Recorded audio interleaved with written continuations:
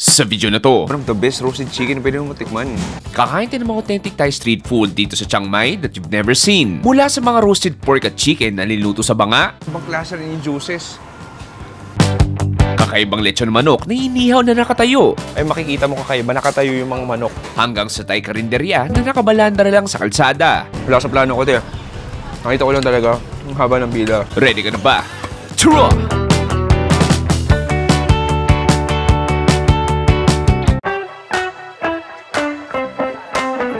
Chiang Mai food is known for its distinct Northern Thai or Lanna cuisine, which is very different from Central and Southern Thai food, with a focus on aromatic, sour, and less spicy flavors compared to other regions. Pero alam mo ba, nakatulad ng ibang lugar sa Thailand, ang Chiang Mai ay adik sa karne. At para sa unang food spot natin for today, ay kakain tayo sa isang legendary roasted meat shop kung saan ang mga karne nila ay niluluto sa malalaking banga. Pare, isang magandang umaga. Welcome to Chiang Mai, Thailand for this episode.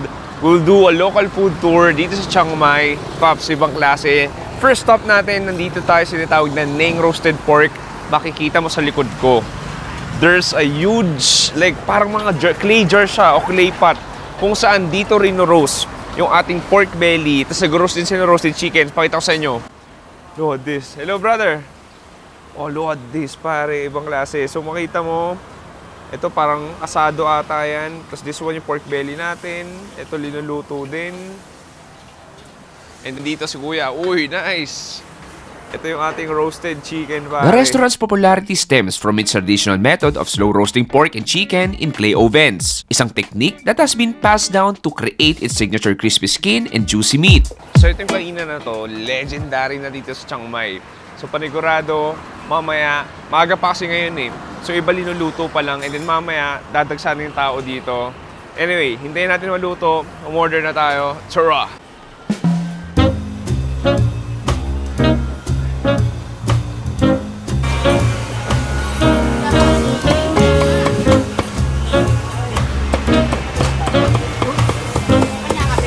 Umorder ako ng ilan sa mga bestsellers nila tulad ng crispy pork belly, roasted pork neck, roasted chicken, at syempre, ang som tam, or basically, Thai papaya salad. Halika, kumain na tayo!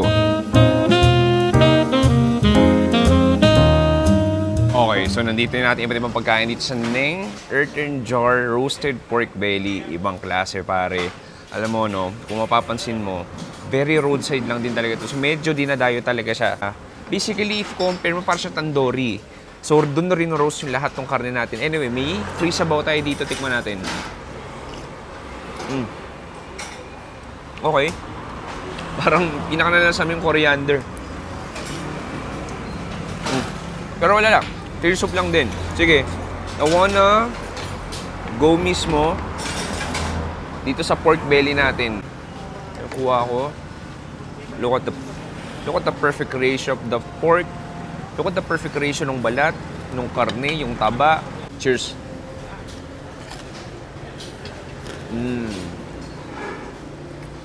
Wow. Ang sarap. Maybe one of the best quality ng crispy pork belly pero yung tikman. Yung balat niya, alam mo, masarap ng pagkaalsa ng balat niya.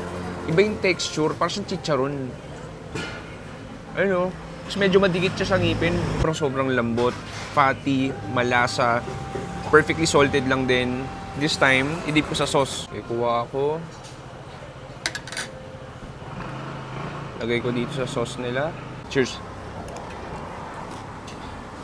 Thank you. Ahap. Kahit yung sauce nila, panalo.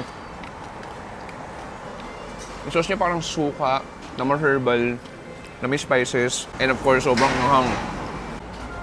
Ayun, so pa tayong klase ng sauce dito. Gusto ko lagyan to. Tapos kuha tayo ng salted duck egg. Or egg lang to, hindi ko alam. Cheers!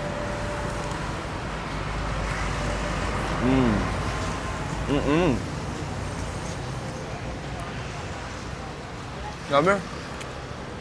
Parang siyang bagoong. Maalat siya. Na fermented. Pero sarap. Next, gusto ko i-try itong pork neck. Sige, wala mo na sauce.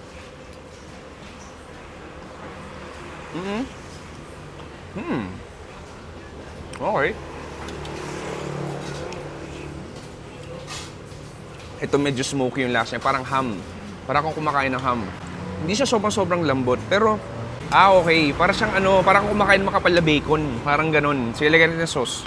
Ay, lagyan ko ng sauce dito.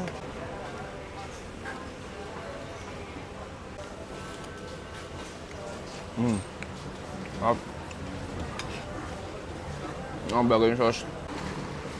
Milk break muna tayo. Grabe, na-miss ko to. Sobrang kung tagal di nakain yun. Ito basically parang version ito ng matcha. May version sila ng green tea sa Thailand. Tikman natin tong somtam o papaya salad. Sige. Ang gusto ko kumuha ng maraming papaya, sili, kamatis. Cheers! Ito burger. Alam mo yung iba, hindi natitripan tong salad na to, pero ako, sobrang addict ako dito. Ganda lang din kasi isipin mo, there's sweetness, spiciness, sourness, fishiness, galing sa parang bagoong.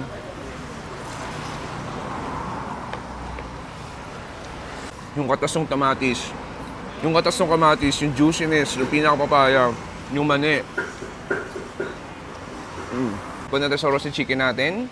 Look at that, yung balat niya, nag-glistening. Kunin ko tong legs natin.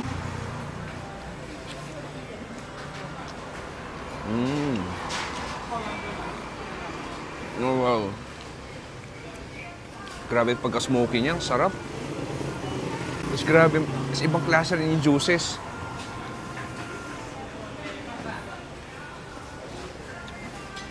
Yung balat niya hindi malutong eh. Pero ito sa texture na parang lumalabas yung oil. Oh, sarap. Parang kung kumakain ng smoked bacon pero manok. Tapos sabayin mo ng somtam. To be honest, Pops ha. Solid dito, walang tapon. Parang lahat na nakain natin so far. Parang lahat na nakain natin, solid. May namprek tayo. Gusto ko lagyan yung pork belly natin. Ayan. Kuha ko na may sili.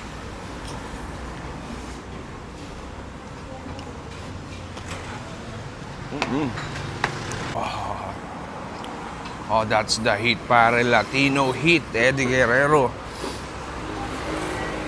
Okay, sa pakagat, this time, itong chicken, dip ko sa sauce nila.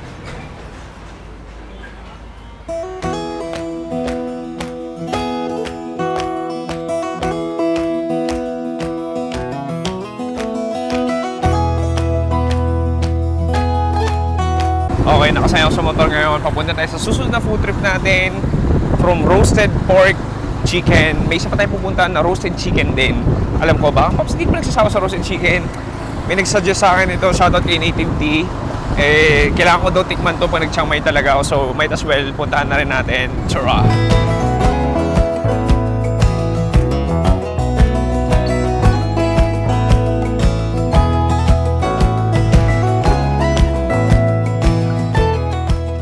Touchdown sa next Chiang Mai food destination natin at welcome sa the legendary Roast Chicken Wichenbury. Known for its delicious and affordable grilled full chicken, kilala din sila sa unique way na pag-ihaw ng manok nila. Kasi kita mo naman na literal, nakatayo ang mga isang buong manok abang iniihaw at sinasabi na may epekto daw sa lasa at kalidad ng kanilang lechon manok. Okay pare, nandito na tayo sa Roast Chicken Wichenbury. Wichenbury? Parang napaka-European ng pangalan. So nandito tayo, Pops, ibang klase, di bubungad sa'yo. So, mga lechon manok siya, one whole chicken, grilled chicken, na iniihaw siya, hindi nakalapag, nakatayo. Di ko alam ano yung science behind that, pero I'm loving the actions. Ay, makikita mo kakaiba, nakatayo yung mga manok. Anyway, init nun. Nalechon manok yung mukha ko. Anyway, Pops, gawin natin order tayo isa. Tapos, papaya salad, of course, kailangan din yun. At, yeah, kakain natin roasted pork tsaka chicken, pero nagsasawa pa ako. Nandito ako sa Chiang Mai. Tara!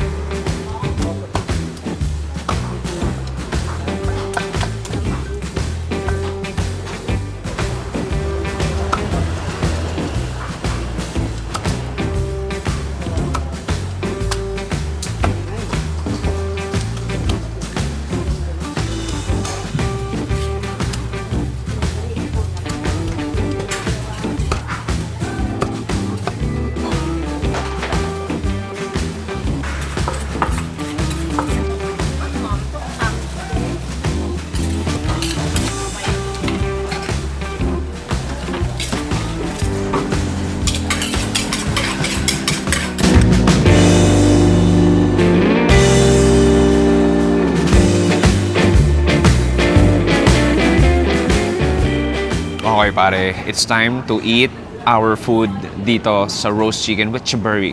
Kakaiba talaga. Anyway, alam mo, gusto ko simulan sa kanilang. Order ako ng extra chicken neck. Sige, tikman muna natin. Cheers!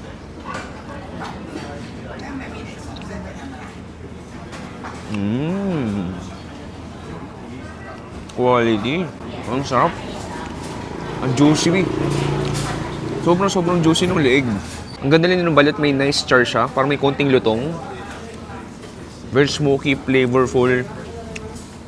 Kala ko may lemongrass pero wala. Oh, grabe. Sobrang taba niya. Okay, next gagawin natin. Meron tayo ditong sticky rice. So, ang ginagawa dito, ayun. So, ang ginagawa dito, ito yung partner ng mismong chicken natin. So, ito yung pinaka-roasted chicken natin. So, syempre, kailangan natin simulan sa legs. Mainit-init pa. Bahala na. Cheers!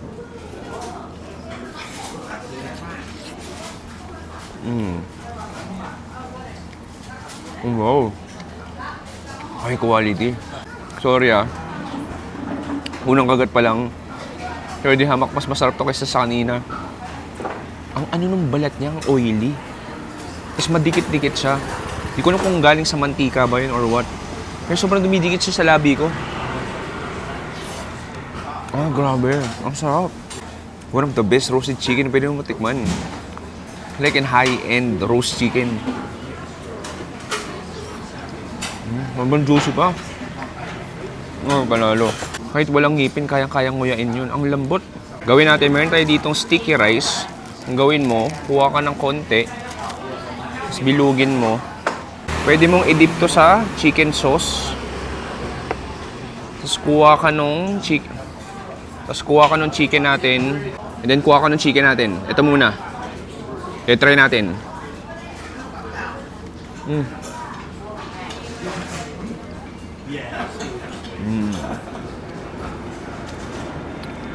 Yum. Ibang klase sticky rice sila pare. Ang sarap. Alam, isipin mo parang ito sa mango sticky rice eh. Madikit-dikit siya, solidified, pero fragrant. Tapos itong parang red chili sauce na to, ibang klase din, matamis. May pagka-smoky din siya, hindi ko naman saan nanggagaling yun. Tapos definitely, manghang sa manghang siya. Alam mo, sa sarap nun, iisa pa ako. I-dip mo dito. Tapos lagay ko yung manok ko dito. Cheers!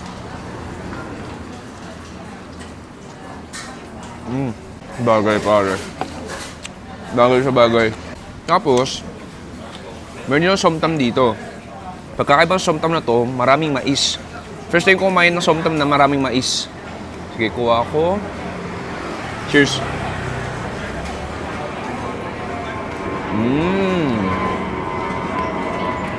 Wow! Ang sarap! Ay, bagay pala. Eh, bago ng paborito ng somdam, yung mais natin, nagbibigay ng extra sweetness.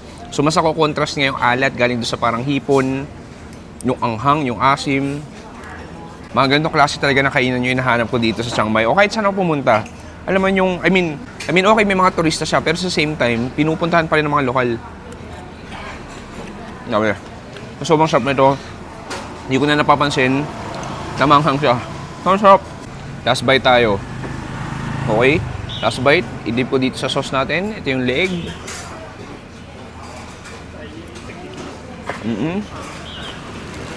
Sabulan ng sticky rice. Oh.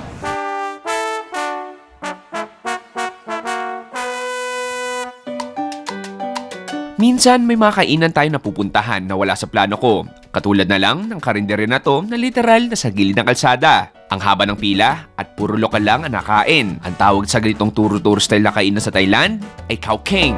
At halika, bago tayo maubusan, pumila na tayo. Okay, last food trip natin. Ito, Paps, kakaiba. Very roadside, very local. Wala nakitang turista.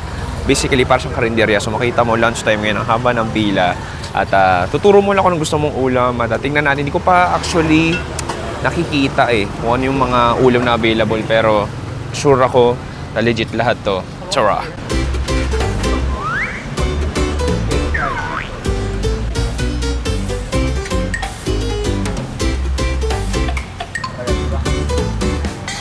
Eat here? Yeah, red rice? Yeah. Little this one. And chicken? Chicken. Yeah, chicken. Can I have also this one little? Okay. Okay pare, it's time to dig in. Alam mo nakakatuwa no? Ito nasa 50 baht lang to. So parang nasa 70 pesos something lang to. Overloaded pare, pakita ko sa inyo. So meron tayo ditong parang krapaw. May fried pork belly tayo dito. Ito, parang krapaw din. May chicken curry tayo dito. Tapos sa ilalim niya may red rice. Alam mo gusto ko try muna tong parang beef. Look at that. Cheers pare.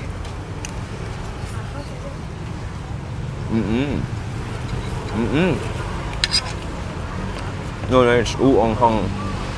Ang sarap. Ang hang. Parang krapaw nga rin to. Turmeric siya, maluya. Salty. Freaking delicious. Sarap. Next. Gusto ko try itong chicken curry nila.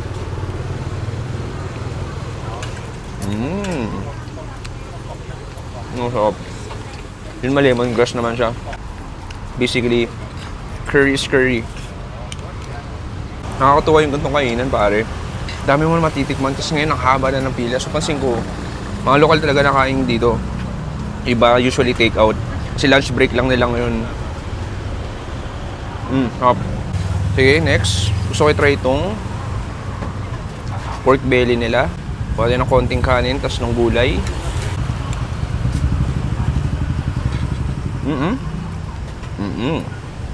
Ang simple lang, pero ang linamnam. Ang saya. Ang saya. Wala sa plano ko, te. Nakita ko lang talaga, ang haba ng pila. Pumila na rin ako. Total, kulang pa ako sa food tour natin. Last one, try natin tong krapaw. Ito, parang chicken naman ata to.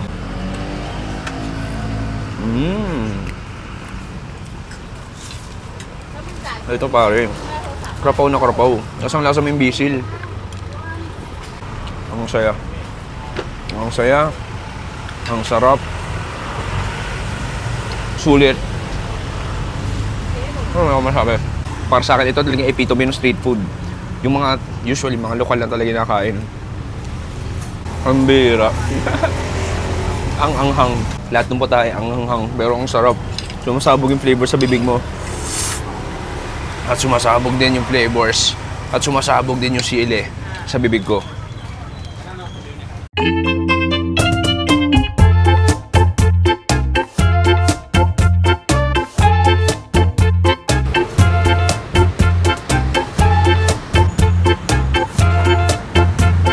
Okay, Pops, dito nagtatapos ang ating very short but very fun at very busog na local food tour dito sa Chiang Mai, Thailand. Sana nag-enjoy kayo doon. Ang pinaka-favorite ko, siguro yung roasted chicken, pati itong roadside karinderya na wala naman sa plano ko, pero sulit na sulit. Isipin mo yung huli 50 baht lang yun, siguro mga 70 o 80 pesos lang. Punong-puno na yung ulam tsaka yung kanin. Pasensya na, nahirapan pa rin magsalita. Nagulat ako na manghang lahat ng kinain ko doon sa huli. Maraming salamat sa panonood ako si Chewy dito sa Chiang Mai, Thailand. Nagsasabi, stay safe, good night, and goodbye.